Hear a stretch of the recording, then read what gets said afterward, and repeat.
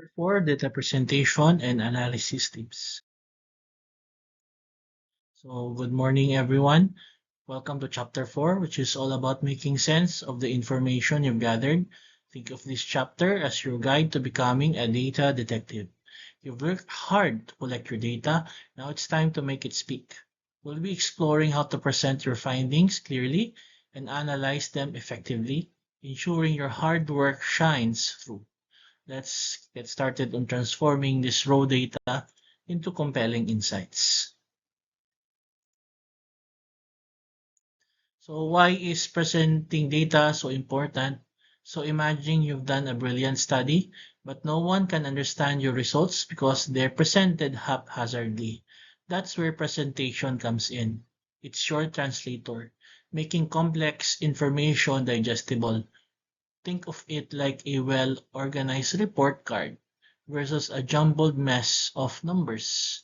One is clear and informative, the other is confusing. We want our research to be clear and informative. When we talk about presenting data, two main tools come to mind: tables and figures. Tables are great for precise numerical data, while figures like charts and graphs are excellent for showing trends and comparisons. But remember, these visuals are only as good as the explanation that accompanies them. Your narrative text should guide the reader, highlighting the key takeaways from your visuals. And throughout, remember our core principles: clarity, concisiveness, and consistency. No one wants to be confused by inconsistent formatting. Tables are powerful tools for organizing raw data. Think of them as organized spreadsheets for your research. However, a poorly designed table can be just as confusing as no table at all. So keep it focused on one main point. If you have too much information, consider breaking it down into multiple tables.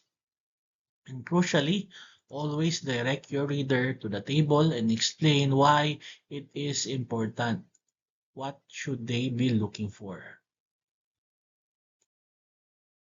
So figures are your visual storytellers. Selecting the right graph is essential. For instance, a line graph is perfect for showing trends over time, while a bar graph is great for comparing categories. A pie chart is best for showing parts of a whole. Always ensure your axes are clearly labeled. Nobody should have to guess what X or Y represents.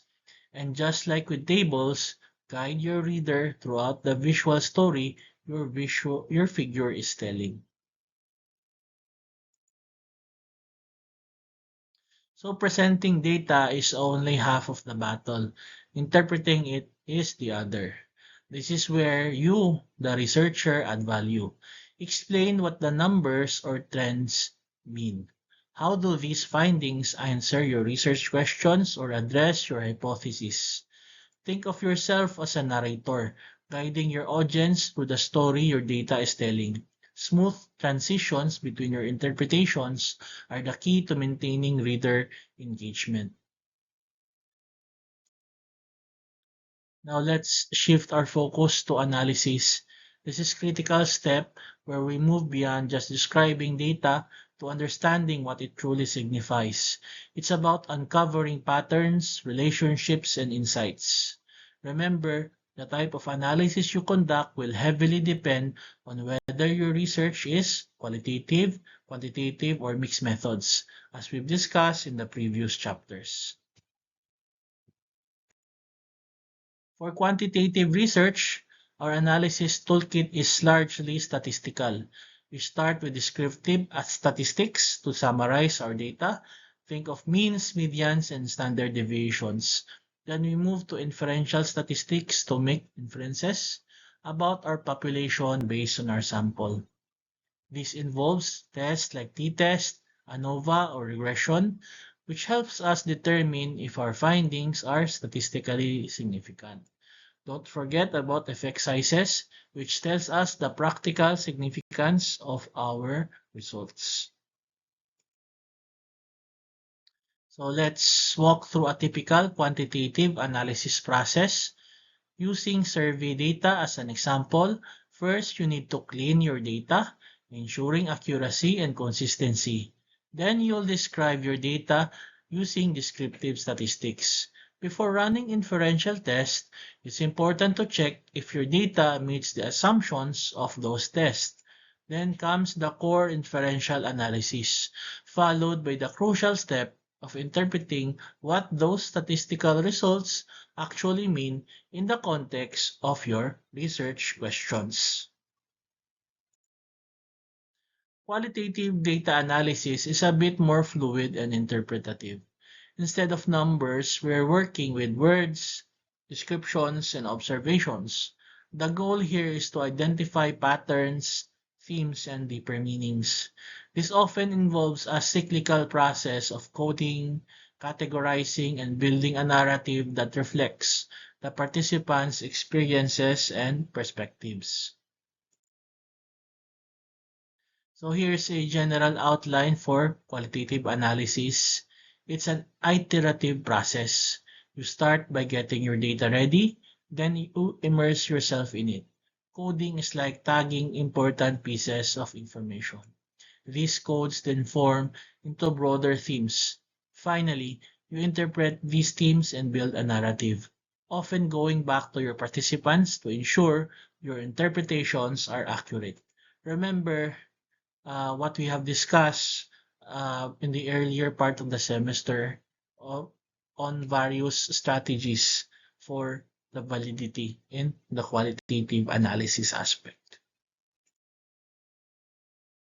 Mixed methods analysis is where things get really interesting, but also more complex. You're not just analyzing quantitative and qualitative data separately, you're actually mixing them. This mixing is the hallmark of mixed methods. It requires a deliberate plan on how and when you'll bring these different types of data together to create a more comprehensive understanding than either could provide alone. So how do we mix? There are several ways. Merging means bringing the results side by side, often in discussion sections or tables, to compare them. Connecting is characteristic of sequential designs, where one phase directly informs the next. Embedding means one type of data plays a supporting role within a dominant design. Think about chapter 10's discussion of convergent, sequential, and embedded designs in the Creswell book. They all illustrate different integration strategies. Whether your research is quantitative, qualitative, or mixed methods, validation is crucial. For quantitative studies, this often means ensuring your instruments are reliable and valid. For qualitative studies, it's about demonstrating trustworthiness. Strategies like member checking, asking participants if your findings resonate, and triangulation using multiple data sources are vital. Even in mixed methods, you'll validate both your quantitative and qualitative components. In quantitative research, we rely heavily on statistical evidence. We check if our scales consistently measure what they intend to measure, such as reliability. We also ensure our instruments are accurately capture the concepts they're supposed to measure, which is validity. And as we discussed, the statistical significance, effect sizes, and confidence intervals all contribute to validating our numerical findings. Qualitative validation, however, is about establishing credibility. Think of it as building a strong case for your interpretation. Member checking is like getting an all clear from your participants.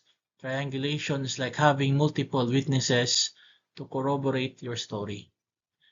Thick description helps readers feel the context, and peer debriefing offers an external check on your thinking.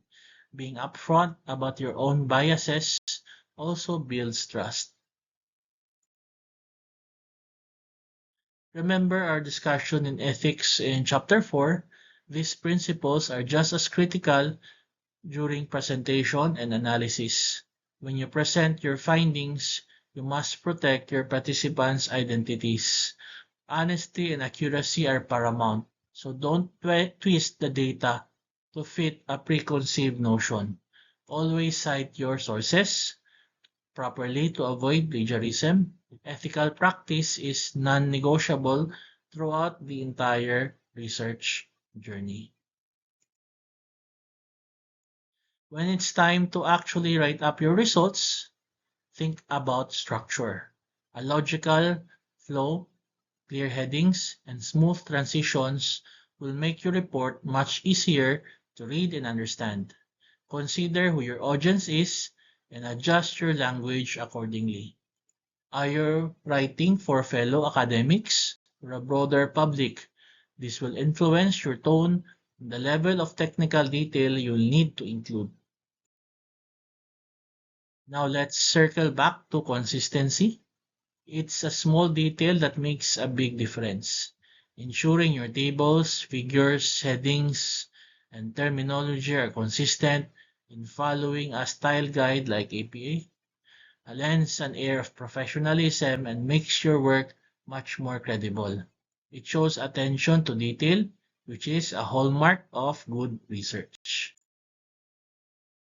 So to wrap up our discussion on presentation and analysis, remember this: present clearly, interpret thoughtfully, analyze rigorously, validate diligently, and always act ethically. These are the pillars of effective data handling. By mastering these skills, you can ensure your research makes a meaningful contribution to the body of knowledge. Okay, so this will be the end of our lecture class, and see you face to face on our classrooms. Thank you. I think I forgot about this slide, so let's continue. So my best advice for improving your data presentation and analysis skills is to read. Specifically read scholarly journals related to architecture. Pay, pay close attention to the methods and results sections. How do experienced researchers present their data? What types of tables and figures do they use? How do they explain their findings? So by dissecting these published works, you'll learn valuable techniques and develop a better sense of what constitutes strong presentation and analysis. So to recap, effective data presentation and analysis involve a combination of clear visual and narrative communication, appropriate analytical techniques tailored to your research approach, rigorous validation methods, and unwavering ethical conduct. By integrating these elements, you ensure your research is not only sound but also impactful and trustworthy.